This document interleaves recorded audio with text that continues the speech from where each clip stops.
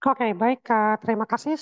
Selamat siang rekan-rekan semua ya. Kita ketemu lagi di dalam channel ini dan di dalam channel ini kita akan mempelajari tentang K3, keselamatan, safety, ke, di bidang-bidang terkait dengan baik migas atau konstruksi atau lalu lintas atau di industri dan sebagainya. Nah, pada kesempatan kali ini kita akan membahas ya ini merupakan salah satu bagian yang penting terutama kalau kita berada pada pembahasan terkait dengan K3 migas atau apa namanya safety pada industri migas. Karena pada industri migas itu kita akan sangat sering menemukan confined space atau ruang yang tertutup ya. Nah, confined space itu sebenarnya tidak cuma kita temukan di dalam industri migas ya, tapi juga kita bisa temukan di industri-industri lain yang juga banyak ya kita bisa menemukan ruang-ruang yang tertutup seperti ini. Saya resume. Ya, oke. Jadi untuk confined space ini kita akan menggunakan materi yang saya ambil dari Pertamina, salah satu BUMN yang bergerak di bidang eh, eksplorasi dan produksi minyak dan gas bumi serta energi-energi yang ada di Indonesia. Dan ini menurut saya materi yang lengkap sekali, jadi eh, bisa kita gunakan untuk bahan belajar dan referensi buat kita. Dan saya berharap juga di dalam materi ini, dalam channel ini, eh, pertemuan ini bisa kita gunakan untuk semakin meningkatkan safety ya bagi rekan-rekan yang bekerja di berbagai industri. Khususnya kalau rekan-rekan memang bekerja di industri migas atau industri-industri yang banyak ditemukan confined space atau ruang-ruang yang tertutup. Memang kalau confined space ini kalau kita di industri migas kita akan temukan pada pipa-pipa atau di dalam sebuah vessel, di dalam sebuah sistem, atau kalau kita temukan di tambang itu kita temukan di galian-galian tambang di bawah tanah misalkan. Nah itu lokasi-lokasi confined space.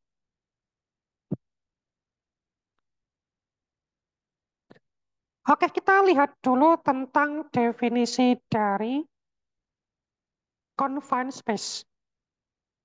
Jadi confined space itu ya ruang terbatas atau ruang yang terconfine ya. Sebenarnya confine itu terbatas atau tertutup atau tertekan gitu ya, confine.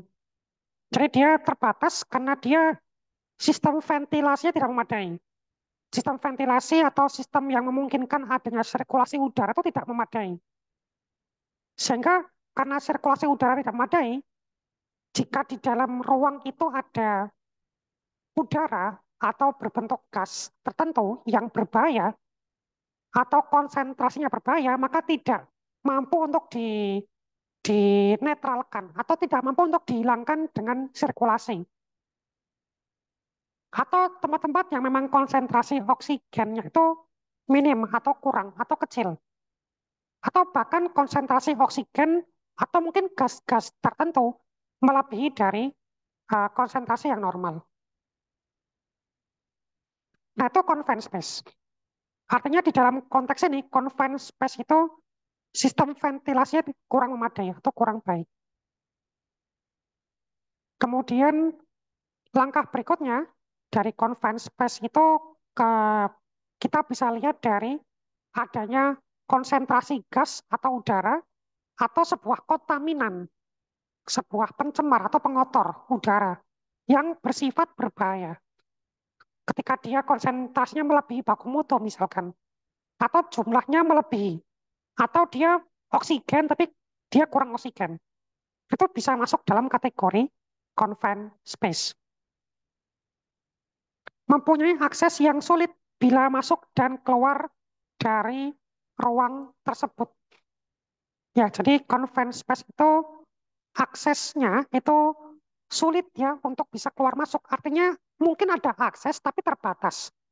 Atau aksesnya sempit, dimensinya kecil, sehingga tidak mudah untuk dilewati atau apa namanya untuk Kok kita keluar masuk ya dari ruang itu keluar. Itu confined space.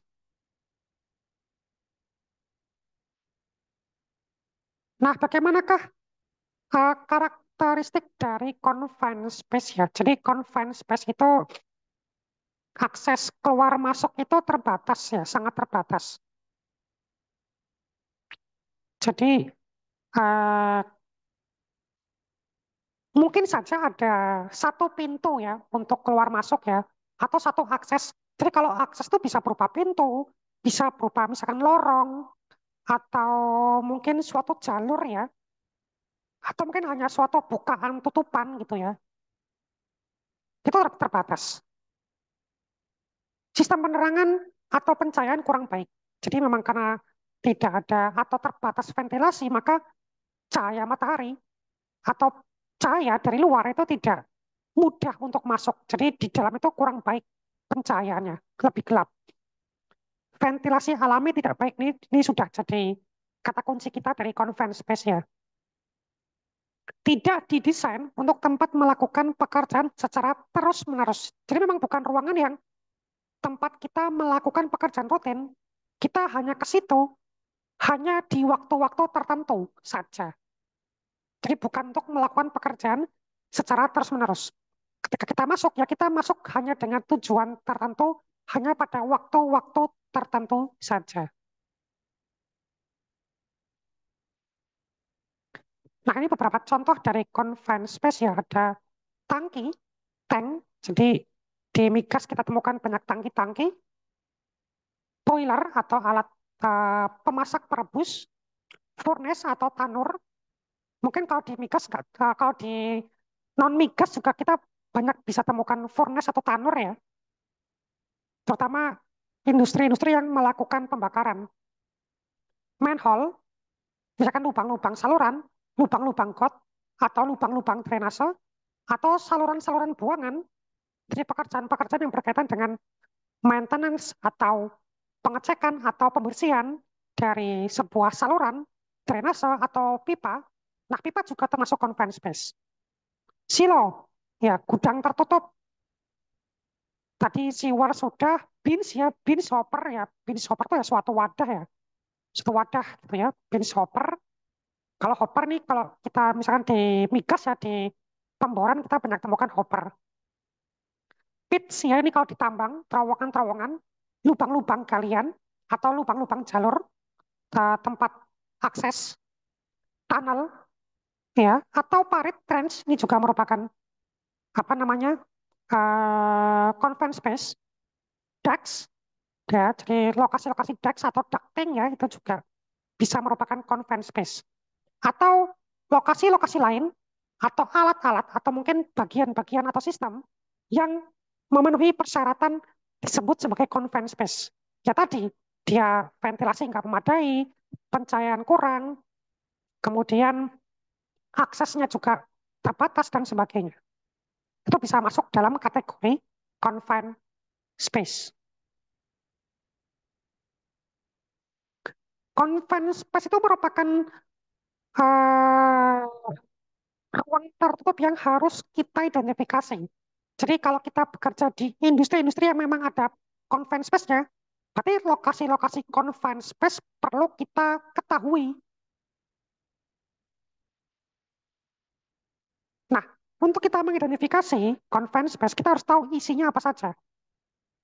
Isi confined space, kemudian potensi bahaya di dalam confined space itu, potensi bahaya fisik atau potensi bahaya kimia. Jadi selain kita tahu confined space itu di mana atau apa saja, apa isi confined space-nya, jadi confined space itu berisi apa? Mungkin berisi uh, suatu fluida, suatu cairan, atau suatu apa ya, bahan-bahan tertentu. Kemudian apa potensi bahayanya? Bisa potensi bahaya fisika, kimia itu yang sering kita temukan ya. Apalagi kalau semisal di dalam confined space itu ada zat-zat, itu maka potensi bahaya kimia itu ada. Karena ruang tertutup, maka potensi bahaya fisik seperti terbentur atau terjatuh atau sebagainya juga bisa ada. Kemudian kemudahan jalan keluar, ini juga jadi salah satu salah satu apa namanya salah satu hal yang perlu kita identifikasi. Seberapa mudah nggak sih kita keluar masuk dari conference pers itu keluar.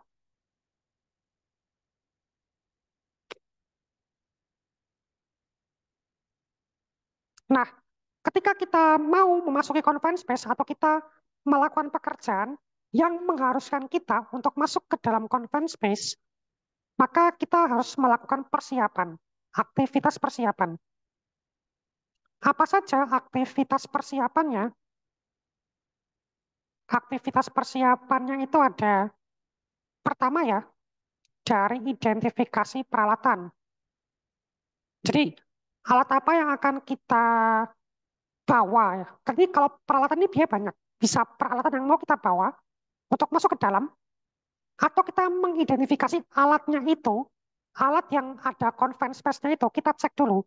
Cek kelistrikannya, misalkan apakah ada dia teraliri arus listrik, atau misalkan dia masih panas temperaturnya, atau misalkan dia masih berisi bahan-bahan kimia berbahaya, atau sebagainya. Jadi kita siapkan, kita juga identifikasi alat atau sistem yang ada conference space-nya. Atau juga alat yang mau kita bawa, mau kita pakai untuk masuk ke dalam conference space. Atau alat yang mungkin mau kita pakai untuk bekerja di dalam conference space itu. Langkah berikutnya kita tuliskan letak dan nomor vessel atau tangki.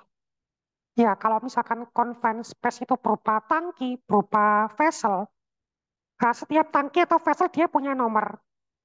Maka kita catat ya baik-baik dari tangki-tangki mana yang ada conference space-nya, yang bersifat conference space, yang nanti kita akan bekerja di dalamnya, atau nanti orang lain atau pekerja tertentu akan bekerja di dalamnya. Kemudian ada diagram bagian-bagian dalamnya. Ya kalau bisa kita punya gambar teknis atau sebuah diagram yang bisa menunjukkan bagian dalam dari si tangki misalkan ya. Jadi kalau ada tangki atau vessel atau mungkin kalau di migas itu ada separator misalkan kita masuk ke dalamnya itu bisa tahu nanti di bagian sini ada sebuah sebuah sistem atau di bagian sini ada suatu alat, ada suatu mesin atau mungkin ada suatu suatu rangka misalkan. Jadi bisa menghindari kita bisa tahu ya. Oh, kalau kita masuk ke situ nanti kita hati-hati bergerak ke sini karena ada sebuah rangka itu tajam misalkan. Jadi kita kenali dulu bagian dalamnya.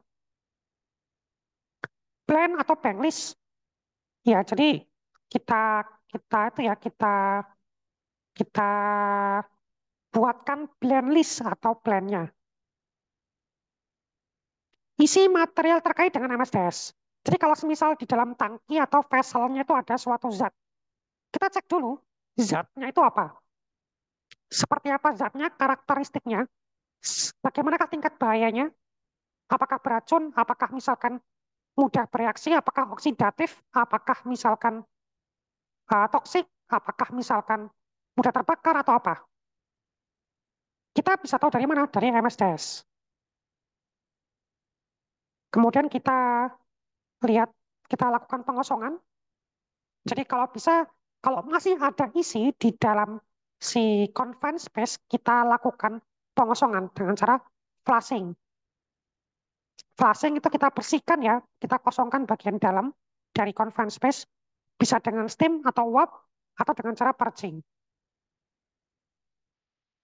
Dengan dikosongkan, maka kita jelas akan berkurang resiko di dalam kontak dengan suatu zat yang berada di dalam confined space yang berpotensi menimbulkan bahaya kimia.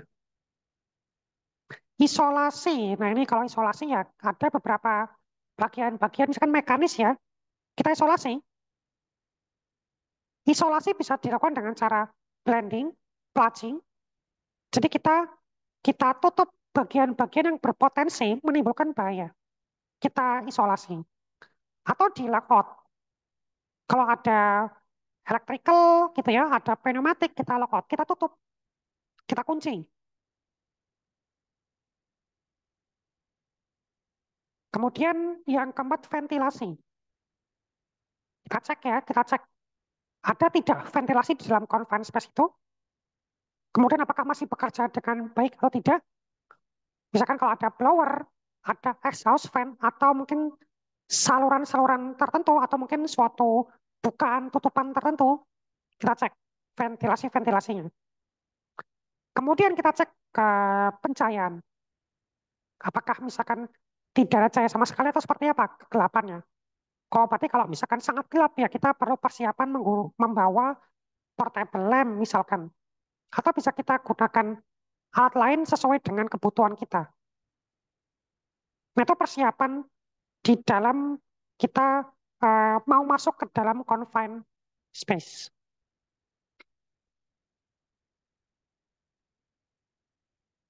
Nah, kira-kira potensi bahaya apa yang bisa muncul di dalam confined space? Jadi potensi bahaya yang bisa muncul di dalam confined space itu pertama atmospheric hazard. Jadi atmospheric hazard itu terbentuk karena udara yang ada di dalam confined space itu. Nah, atmospheric hazard ini kan karena berisi udara atau gas. Maka ya, gas tadi sebenarnya wujudnya merupakan, ya gas itu kan dia suatu materi, berupa zat ya. Maka di sini atmospheric hazard itu bisa kita masukkan ke dalam chemical hazard juga. Jadi bahaya kimia tapi dia kontak dengan kita itu dengan media udara. Atau juga kemudian karena oksigen yang tipis di dalam suatu ruangan tertutup. Atau karena misalkan konsentrasi zat tertentu yang berlebihan di dalam udara. Itu atmospheric hazard. Berikutnya kita punya physical hazard. Jadi masalah yang terjadi yang bisa muncul karena peralatan.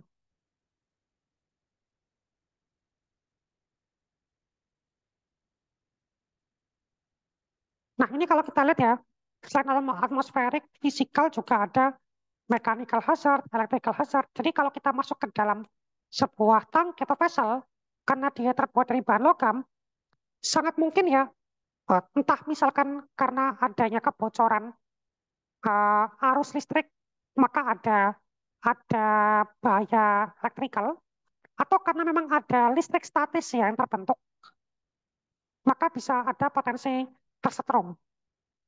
Nah, itu harus kita identifikasi. Berikutnya kemudian kita tuliskan bahaya terkait dengan mekanikal jika ada. Jadi potensi bahaya karena ada suatu pergerakan, apakah misalkan di dalam uh, ruang tadi itu ada sebuah mesin yang masih bisa bergerak atau sesuatu yang masih bisa untuk melakukan pergerakan dan berpotensi kontak dengan kita. Kemudian thermal, panas ya, ini juga karena confined space kebanyakan berbahan logam sehingga punya potensi thermal. Noise atau apa suatu gangguan suara kebisingan. Jadi apakah kemudian ketika di dalam itu ada potensi bising yang besar karena pergerakan sebuah alat atau benda. Kemudian vibration, getaran. Sebenarnya kalau semisal kita sudah memastikan ya bahwa confined space itu dia kosong, atau misalkan dalam kondisi off, atau dalam kondisi tidak beroperasi, tidak ada arus listrik yang bergerak, maka seharusnya normalnya noise atau vibration tadi tidak muncul ya. Atau memang kita bisa bisa eliminasi beberapa potensi bahaya dari prosedur. Tapi tetap kita kita identifikasi ya, karena bisa jadi potensi itu bisa muncul walaupun sudah di off kan.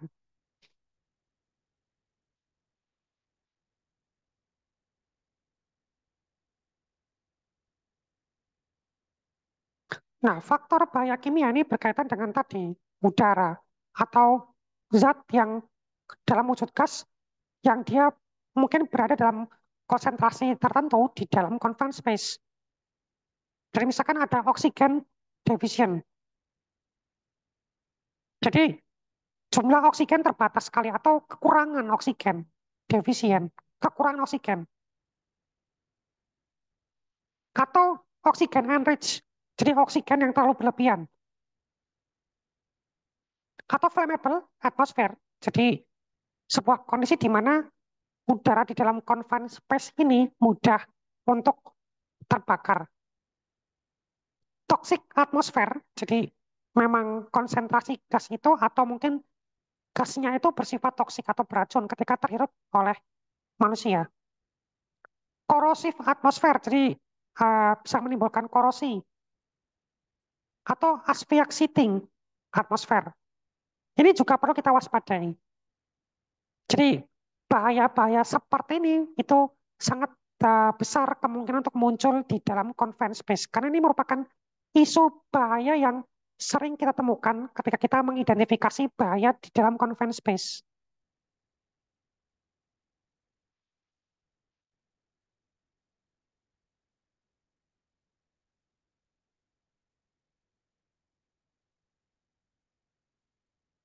Ya, jadi terkait dengan defisiensi O2 ya, atau kekurangan oksigen. Jadi dalam kondisi tertentu, tubuh kita tuh memerlukan oksigen dengan jumlah yang cukup ya.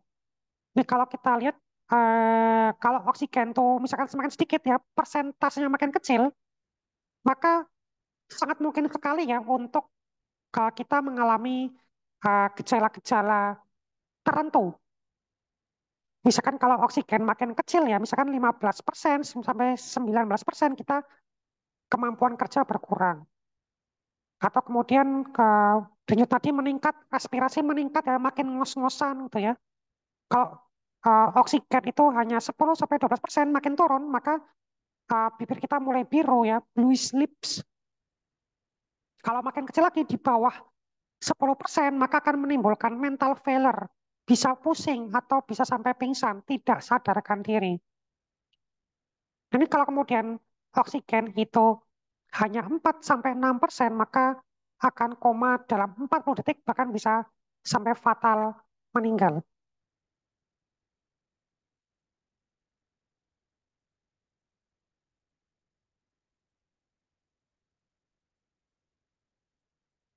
Nah, ini beberapa gas ya yang penting untuk kita ketahui yang bisa saja muncul di dalam confined space. Jadi ada gas metan atau C4 atau metil hibrida yang merupakan gas alam yang juga merupakan bentuk dari hidrokarbon, tapi juga bisa merupakan hasil persenyawan dari zat-zat organik ya. C4 bersifat flammable, mudah terbakar kalau misal dia bereaksi dengan udara, atau bahkan dalam kondisi tertentu dia bisa eksplosif. Gas metana tidak toksik, tapi dia mudah terbakar, dan gas yang tidak terlihat karena tidak berwarna, tidak berbau, jadi tidak bisa tercium ya baunya secara langsung, dan dia lebih ringan dari udara, bersifat akfisian pada konsentrasi yang tinggi. Jadi pada konsentrasi yang tinggi bisa menyebabkan ada gangguan-gangguan fungsi fisiologis. Dan kemunculan C4 bisa menggeser atau mengurangi atau bisa membuat oksigen itu tergeser.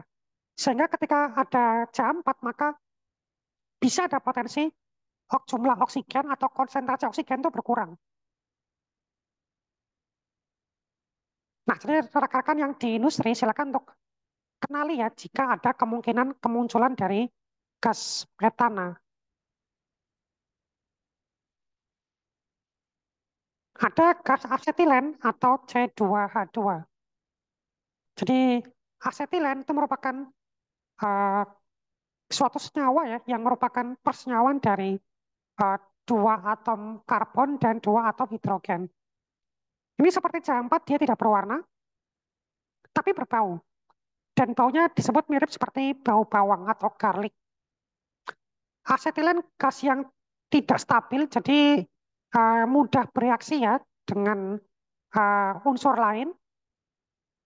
Highly combustible. Nah ini kalau asetilen ini ketika dia uh, terkena udara, maksudnya terkena oksigen, ada oksigen dan juga ada temperatur atau panas atau misalkan ada suatu energi atau materi bahan bakar misalkan dia highly combustible sangat mudah sekali menyulut api yang besar Jadi merupakan combustible gas. Jadi asetilen ini sangat perlu untuk kita waspadai.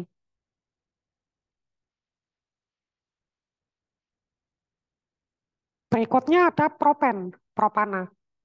Propana merupakan gas yang tidak berwarna juga. Jadi seperti asetilen, seperti C4. Gas yang tidak berwarna, extremely flammable, jadi mudah menyala. Biasanya yang flammable itu dia titik nyalanya atau flash point-nya dia rendah. Jadi juga mudah terbakar dan mudah mudah tersulut ya oleh api. Kompres gas atau gas yang terkompresi, kita sering menemukan propana berada di dalam suatu apa di suatu benda tertutup atau di dalam suatu pipa atau di dalam suatu wadah gitu ya. Dan dia kompres, maka dia ada potensi bahaya tekanan.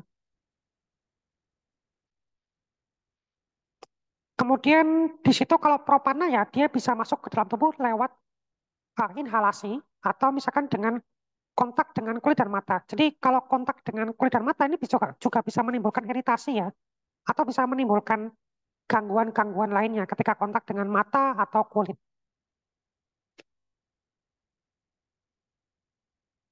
Nah ini efek-efek yang kita dapatkan ketika kita terpapar oleh propen. Jadi propen punya sifat seperti CH4 tadi ya, dia bisa menggeser atau mendislokasi keberadaan dari oksigen atau udara normal yang di situ. Kalau tadi CH4 ya bisa menggeser oksigen, kalau ini dia menggantikan udara normal. Jadi kalau misal di situ udara normal, kayak ada nitrogen, oksigen, ada argon, ketika ada propana, tergeserlah udara normal itu. Sehingga kemudian akan terjadi kekurangan oksigen. Ketika kemudian kontak dengan mata, maka akan menyebabkan efek terbakar. Ini sama efeknya dengan frostbite. Dia efek terbakar pada mata ya, perih banget ya terbakar. Kemudian ketika propan ini berada dalam bentuk cair atau liquid, maka bisa menyebabkan terjadinya terbakar kulit. Jadi ada efek bakar pada kulit yang kita rasakan.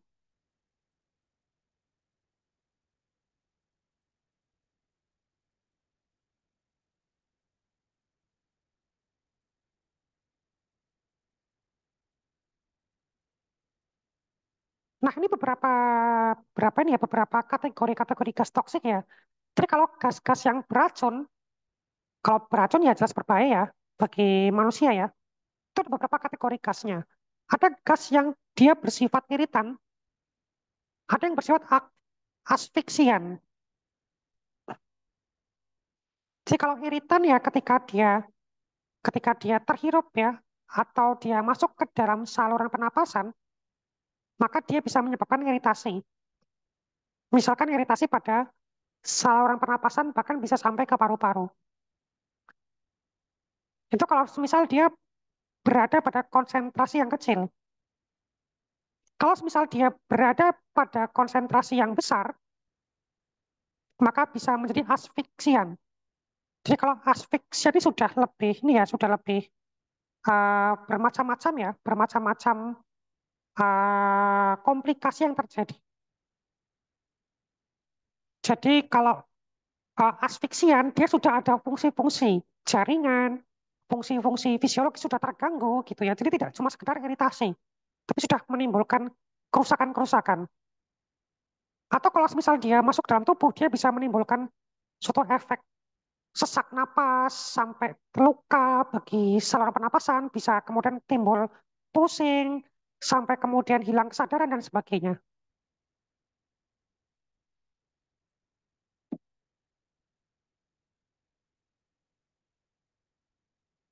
Gas berikutnya di sini ada karbon monoksida atau CO.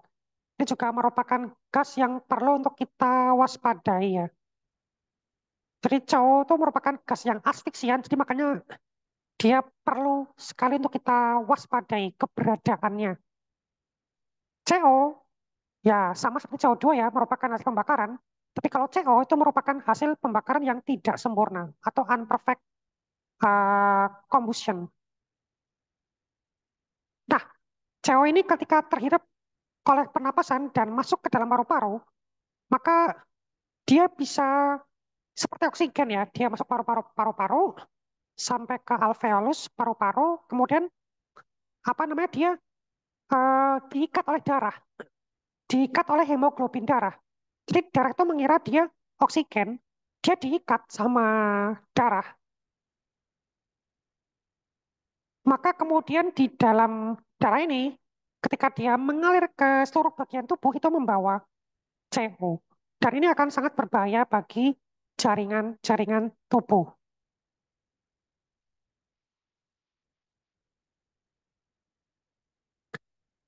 Nah, apa saja efek pemaparan dari gas karbon monoksida ya? Jadi ada beberapa efek ini kalau kita lihat berdasarkan perbedaan konsentrasi. Jadi kalau semisal konsentrasinya itu semakin besar, ya, ini bisa dalam persentase, bisa dalam part per million atau ppm. Ini kalau misal dia 35 ppm ya, ini 0,035%. Selama 1 sampai 8 kerja pemaparan, maka akan menyebabkan pusing. Pusing, sakit kepala, lemah, dan sebagainya. Jadi kalau semakin besar konsentrasinya, akan makin menyebabkan sakit kepala ringan, sakit kepala, kemudian lemah, mual, tidak sadar, pingsan dalam 2 jam. Ini kalau konsentrasi makin tinggi ya, konsentrasi makin tinggi, sampai ke sekian ratus, sekian ribu ppm ya, ini efeknya makin lebih kuat ya, pusingnya makin kuat, sakit kepala, makin lemah ya, sampai kemudian bisa bisa meninggal. Ketika misalkan dia konsentrasi 3.200 ppm, selama 30 menit pemaparan, ini bisa meninggal. Ini dengan konsentrasi sangat tinggi, 12.800 ppm, atau hanya 1,28%, dia terpapar kurang dari 3 menit, maka akan menyebabkan meninggal. Ini efek pemaparan yang tinggi ya. Jadi cepat sekali meninggal ya. Jadi makanya banyak kita temukan beberapa beberapa apa ya beberapa kejadian seseorang meninggal di dalam confined space dengan cepat sekali. Gas berikutnya yang perlu kita waspadai adalah hidrogen sulfida atau H2S. Jadi H2S itu merupakan ini ya persenyawaan dari 2 unsur hidrogen dan 1 sulfur. H2S kita akan sangat sering temui kalau di industri migas. Mungkin rekan-rekan yang di migas sudah sering ya harus waspada dengan gas-gas ini, terutama di lapangan. Pada konsentrasi H2S yang rendah saja, itu bisa menyebabkan sakit kepala, pusing-pusing, sampai A disorder atau disorder seperti penglihatan kabur, tidak jelas gitu ya. Bronkitis kronis, nah ini dalam konsentrasi yang rendah saja. Jadi sangat perlu untuk kita waspadai.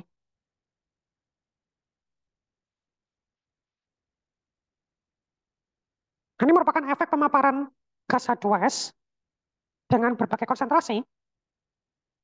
Yang pasti kalau semisal semakin tinggi konsentrasinya, maka efeknya makin makin besar ya. Tadi disebutkan bahwa konsentrasi kecil saja itu akan menimbulkan permasalahan. Ini kalau konsentrasi sampai 2000 ppm ya, ini kolaps, koma, dan meninggal setelah beberapa detik saja. Hanya beberapa detik ya. Jadi memang gas H2S sangat perlu untuk kita waspadai.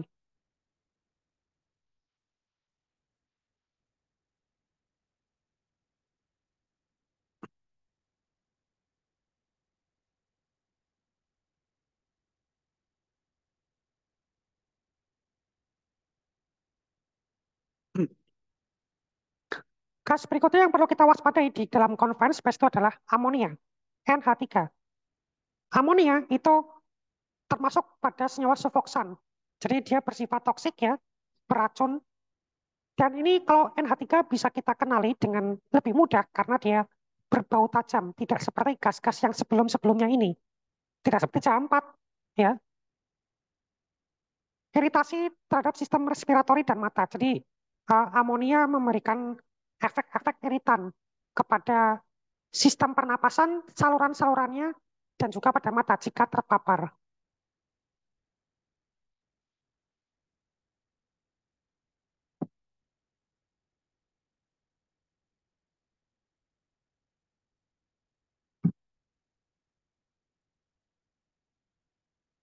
Nah, untuk bisa mengendalikan ya bahaya yang ada di dalam ruang tertutup, maka bisa kita lakukan upaya-upaya pengendalian yang bermacam-macam. Salah satunya berkaitan dengan administratif kontrol, yaitu dengan melakukan rekayasa pada izin kerja.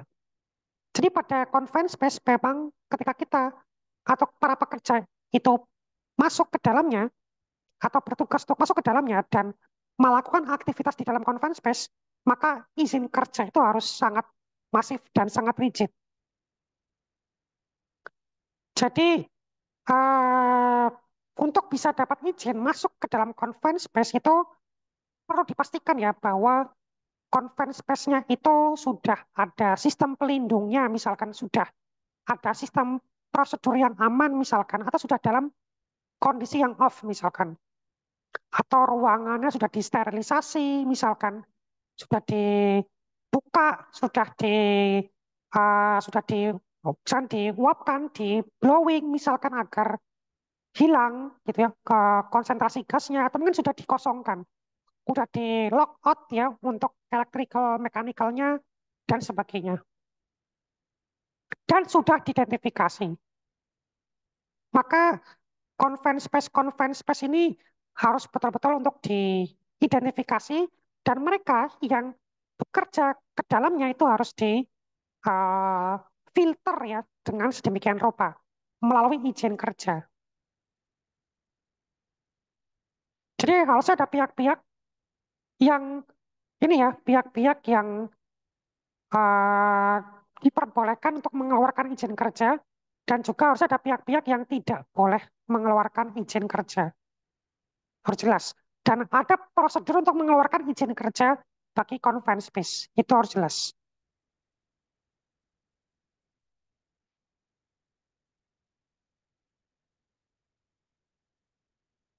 Nah, jadi karena permasalahan utama dari confined space itu adalah masalah gas atau masalah udara yang ada di dalam ruangannya, maka kita sangat penting untuk bisa tahu isi di dalam confined space itu. Isi dalamnya itu seperti apa. Maka memang kita perlu semacam ada punya alat detektor ya, detektor gas yang bisa mengidentifikasi keberadaan gas C4, gas asetilen, atau gas amonia, atau propana, atau sebagainya.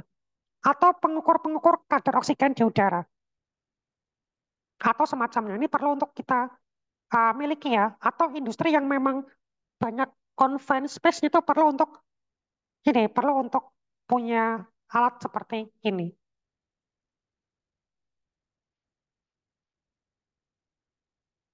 Nah, salah satu upaya pengendalian itu kan hierarki terakhirnya menggunakan APD. Jadi ya kita kita ini ya kita pastikan bahwa di dalam pekerjaan menggunakan apa ke conference space itu kita kemudian perlu menggunakan APD. Ini beberapa APD yang bisa kita gunakan. Ada chemical suit. Ini kan kalau chemical suit ya jadi suatu seperti wear pack atau suatu pakaian yang dia itu bisa melindungi kita ya dari bahaya-bahaya kimia.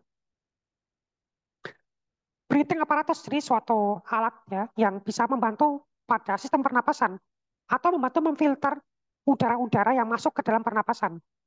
Atau kita bisa menggunakan tabung-tabung oksigen atau tabung-tabung udara pembantu pernapasan. Max misalkan ya ke pelindung wajah, muka, kemudian sepatu safety jelas ya harus menggunakan ya helmet ya karena kalau pakai helmet itu kan kita jadi terhindar dari risiko terbentur di bagian atas kepala. Atau kalau kita pakai safety shoes ya kita terhindar dari bahaya fisik yang di lantai atau misalkan kita terhindar dari bahaya kejatuhan di kaki atau kita terhindar dari kontak antara kaki dengan mungkin cairan yang ada di lantai-lantai tangki misalkan. Kemudian glove ya, glove itu berarti dia sarung tangan karena kita mungkin akan bekerja memegang-memegang sesuatu di dalam tangki itu, jadi kita perlu hati-hati ya agar tidak kontak dengan cairan tertentu atau mungkin dengan alat tertentu. Full body harness. Jadi ke suatu pakaian yang bisa menutupi seluruh bagian dari tubuh kita agar tidak ada satupun bagian dari tubuh kita yang kontak dengan baik itu udara atau mungkin kontak dengan bagian-bagian lainnya di dalam confined space itu.